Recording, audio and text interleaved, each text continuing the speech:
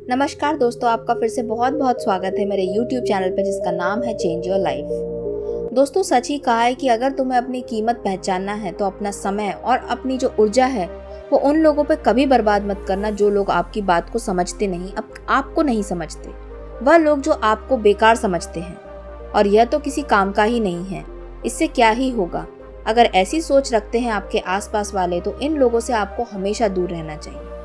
दोस्तों, आज की कहानी ऐसे ही एक आदमी की है जो खुद को दूसरों से काफी कम समझता था और अपनी कीमत को नहीं जानता था। अपनी कीमत को जानना कहलाता है अपनी वैल्यू को समझना कि आपकी बातों में कितना दम है। आप जो कहते हैं, आपकी बातों को लोग कितना सुनते हैं, कितना मानते हैं। आप भले ही कितनी सही बात बोलें, लेकिन अगर आपकी वैल्यू नहीं है घर में तो आपकी बात को कोई नहीं मानेगा। और अगर आप गलत बोल रहे हैं और आपकी वैल्यू करते हैं सब लोग तो आपकी बात को मानेंगे। इसे कहते हैं रिस्पेक्ट। और हर इंसान अपनी रिस्पेक्ट करवाना चाहता है। कुछ लोग ज्यादा पैसा कमा के अपनी रिस्पेक्ट करवाते हैं, कुछ लोग ज्यादा पढ़ाई लिखाई करवा के अपनी रिस्पेक्ट करवाते हैं। लेकिन कई लोग ऐसे भी होते हैं जो बहुत पढ़े लिखे होते हैं, समझदार भी होते हैं, लेकिन पैसा नहीं होता फिर भी इसलिए उनकी रिस्पेक्ट नहीं की जाती। लेकिन इसका मतलब ये नहीं कि वो इंसान गलत है। तो दोस्तों, आज की कहानी में हम ये जानेंगे कि अपनी जिंदगी में हमें आगे कैसे बढ़ना चाहिए, हमें अपनी जिंदगी में आगे किस तरीके से बढ़कर अपने आप को बदलना चाहिए। क्योंकि जो इंसान अपनी वैल्यू करना सीख जाता है, अपनी कीमत समझ जाता है, वो फालतू लोगों पे अपना समय बर्बाद नहीं करता, अपने आप के ऊपर काम करता है। दोस्तों, कहानी की शुरुआत होती है ऐसे ही एक युवक से जो खुद को दूसरों से काफी कम समझता था, अपनी कीमत को नहीं जानता था। जहाँ पर वो युवक रहता था उसी गाँव के आसपास में एक गुरु प्रवचन दे रहे थे और ऐसी बातें उस युवक को पता चली कि एक गुरु बहुत अच्छी बातों को बता रहे हैं। वहाँ पे बहुत सारे लोग जा रहे हैं उनकी बातों को सुनने के लिए। उस युवक ने सोचा क्यों ना मैं भी वहाँ जाकर उनकी बातों को सुनूं, समझूं। तो वो भी वहाँ पर चला गया और उनके प्रवचन सुनने लगा। प्रवचन खत्म हो चुके थे, गुरु उठकर जा रहे थे, सभी लोग उठकर जा रहे थे, लेकिन वो युवक वहीं पर खड़ा रहा और गुरु की नजर उस युवक पर पड़ गई। तो वो गुरु पूछ बैठे उससे, क्या जिज्ञासा है तुम्हारी, तुम वहाँ पर इतनी देर से क्यों खड़े हो? वो गुरु को प्रणाम करके बोला, गुरुदेव, मैं बहुत बड़ी उलझन में हूँ। अगर आप चाहें तो मेरी उलझन को सुन सकते हैं, मुझे सलाह दे सकते हैं। मैं इसी उम्मीद से आपके पास आया हूँ। गुरु बहुत शांत स्वभाव के व्यक्ति थे, बहुत ही अच्छे दयालु व्यक्ति थे। उन्होंने कहा कि क्या हुआ है बेटा, मुझे बताओ। वो कहता है, गुरुदेव, ये संसार कितना बड़ा है। संसार में लाखों करोड़ों लोग निवास करते हैं, उनमें से भी एक से बढ़कर एक विद्वान, कलाकार, योद्धा, बहुत सारे लोग होते हैं। उन सब के बीच मुझ जैसे सामान्य प्राणी की क्या मूल्य है, मेरी क्या कीमत है? युवक की बात सुनकर गुरु मुस्कुराते हैं और बोलते हैं, तुम्हारी जिज्ञासा का उत्तर मिल जाएगा, इसमें थोड़ा समय लगेगा। क्या तब तक तुम मेरा एक छोटा सा काम कर सकते हो? वो युवक कहता है, गुरुदेव, ये तो मेरे लिए बहुत गर्व की बात है कि मैं आपके कोई भी काम आ सकूं। युवक अपने हाथ जोड़कर गुरुदेव से कहता है कि आप आदेश दें कि मुझे क्या काम करना है। गुरुदेव उस युवक को एक चमकीला पत्थर देते हैं और कहते हैं कि तुम्हें इस पत्थर का मूल्य पता करना है, इसकी कीमत पता करना है, और ध्यान रहे कि इस पत्थर को तुम्हें बाजार में जाकर बेचना नहीं है।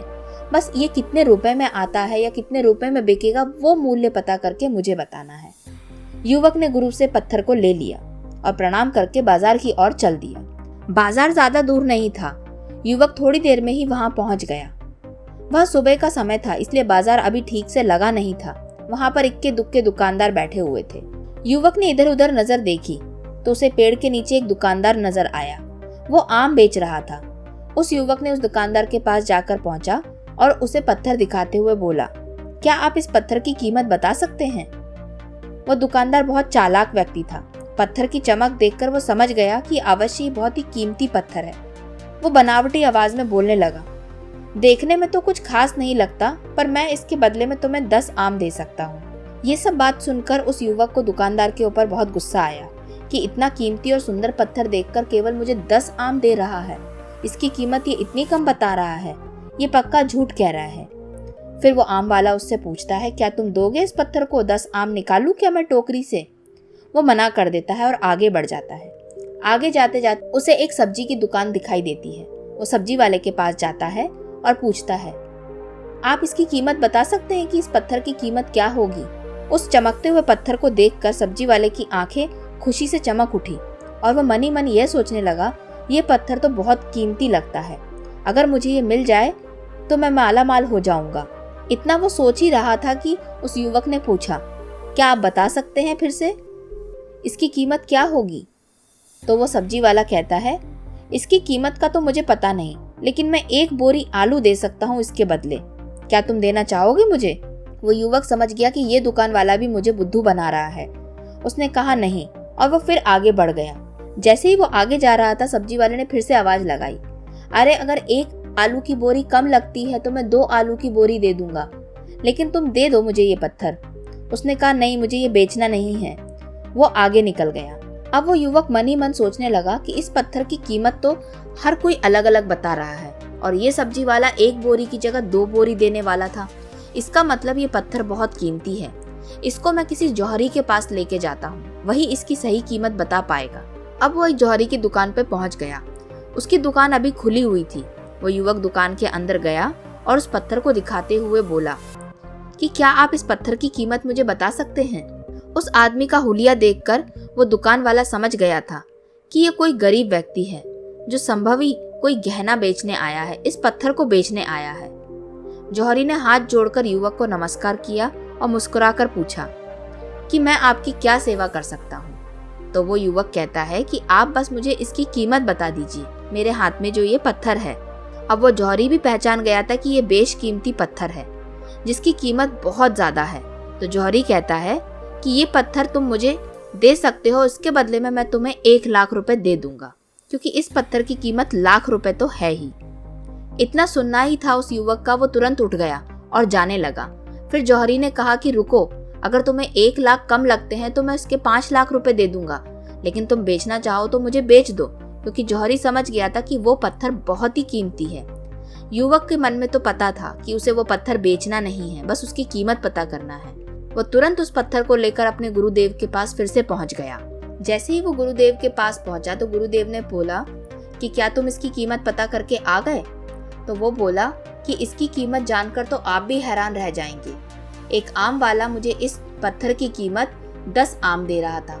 एक सब्जी वाला इस पत्थर की कीमत के बदले मुझे 2 बोरी आलू दे रहा था, और एक जौहरी इस पत्थर के बदले मुझे 1 लाख पहले दे रहा था, और जब मैंने मना कर दिया तो उसके बदले मुझे 5 लाख रुपए दे रहा था।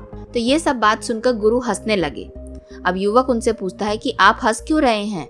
इस पत्थर की कीमत असलियत में क्या है मुझे वो बताएं, क्योंकि कोई कुछ बताता है, कोई कुछ बताता है। तब गुरु कहते हैं कि इस पत्थर की कीमत जैसे जैसे लोगों के पास लेके जाओगे उसकी कीमत वैसे वैसे वो बताएंगे। अगर एक आलू वाले के पास ले जाओगे तो उसकी कीमत वो कम बताएगा। अगर तुम एक जौहरी के पास ले जाओगे तो उसकी कीमत वो लाखों करोड़ों रुपए बताएगा। इसी प्रकार हमारे जीवन के अंदर जितने भी आसपास के लोग होते हैं वो इस पत्थर के समान हैं, और तुम भी एक पत्थर के समान हो। अगर तुम सही जगह पहुंच जाओगे तो तुम्हारी कीमत बढ़ जाएगी, और अगर तुम गलत लोगों के बीच में रहोगे तो तुम्हारी कीमत कम रहेगी। अगर तुम्हें ऐसा महसूस होता है कि लोग तुम्हारी रिस्पेक्ट नहीं करते हैं, तुम्हारी वैल्यू नहीं करते हैं, तो तुम ऐसे लोगों के बीच में हो जो खुद अपनी रिस्पेक्ट नहीं करते। लेकिन अब अगर तुम में काबिलियत है, अगर तुम्हें लगता है तुम्हारी वैल्यू ज्यादा है, तुम्हारी बातों में दम है, तो तुम ऐसे लोगों के बीच में रहो जहां तुम्हारी रिस्पेक्ट होती है, तुम्हारी बातों को समझा जाता है। तो इंसान गलत नहीं होता, उसका माहौल कभी कभी गलत हो जाता है। तो दोस्तों, ये थी एक छोटी सी कहानी जिसमें एक युवक अपने बारे में जो गलत सोच रखता था उसे पता चला कि उसकी सोच कितनी गलत थी। वो अपने आप को बहुत कम समझता था। इसमें उसकी गलती नहीं थी, वो ऐसे लोगों के बीच में फंसा हुआ था जहां पर उसकी वैल्यू नहीं होती थी। तो दोस्तों, आज की कहानी से हमने यही सीखा कि अपने बारे में जानो, अपने आप को पहचानो कि आप कौन हो, और अगर आपको लगता है कि आपकी वैल्यू कोई नहीं करता तो अपने आप को ये समझाने की कोशिश करो कि आप में ऐसी क्या खूबी है जो दूसरे में नहीं है। अगर कोई खूबी नहीं है तो अपने आप को कुछ सिखाने की कोशिश करो, सबसे अच्छा, सबसे बेहतर बनाने की कोशिश करो, और फिर आप ऐसे लोगों के बीच में जा सकते हो जहाँ पर आपकी वैल्यू होगी। तो दोस्तों, ये थी आज की एक छोटी सी कहानी जिसमें हमने सीखा कि अपनी वैल्यू को हम कैसे बढ़ा सकते हैं, अपने जीवन में आगे कैसे बढ़ सकते हैं।